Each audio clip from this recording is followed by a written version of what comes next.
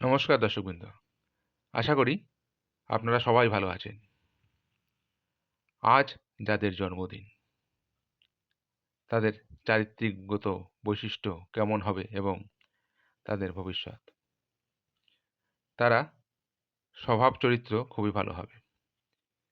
এরা নিজের কাজ অন্যকে দিয়ে করাতে বেশ ভালোবাসবে। স্পষ্ট কথা বলতে এদের মুখে বাঁধবে না। চাকরির জন্য কম বয়স থেকেই উদ্যোগ নেন, দায়িত্ব নিলে সেটা পালন করবেন। সকলকে নিয়ে একসঙ্গে থাকতে এই জাতক জাতিকারা পছন্দ করবে। অন্যের অসুবিধা বুঝে চলতে পারবেন। এদের মধ্যে জোর এত প্রবল যে সেই জোর দ্বারা জগৎ জয় করার প্রয়াস দেখাবে। ভাব প্রবণতার জন্য জীবনযাত্রা পথে বারংবার আঘাত পাবে। এদের মন ও চিন্তা দ্বিধারায় প্রবাহিত হবে। যে কোনো ব্যাপারে এরা নিজেদের ভুল দোষ স্বীকার করবেন।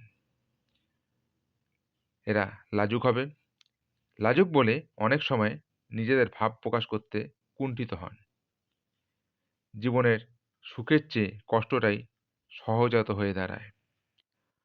আত্মসম্মান জ্ঞান প্রচণ্ড থাকবে। সামাজিক রীতিনীতির প্রতি আকৃষ্ট হবে। অন্যের বক্তব্য শোনার জন্য আগ্রহী হবে। জীবন ও ঘর এদের কাছে খুবই প্রিয়। মনের স্থিরতা থাকবে না।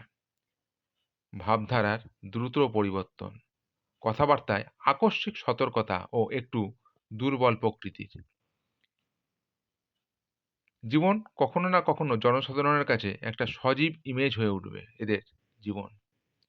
এরা জনতার দ্বারা পুরস্কৃত হন, আবার জনতার দ্বারা লাঞ্ছিত হতে পারেন। এরা ঈশ্বর বিশ্বাসী, সুসাহিত্যিক, দার্শনিক ও নেতা হতে পারেন। এদের দাম্পত্য জীবন সচরাচর সুখের হয়। এই জাতক জাতিকেরা আজকের দিনের যারা জন্মগ্রহণ করেছেন সেই সমস্ত জাতক জাতিকারা অন্ত্রের গোলযোগ, বুক ধড়ফড়, কণ্ঠ, জিহ্বা, কান, যক্ষ্মা, টিউমার, ক্যান্সার ও মস্তিষ্ক বিকৃতি রোগে আক্রান্ত হতে পারেন।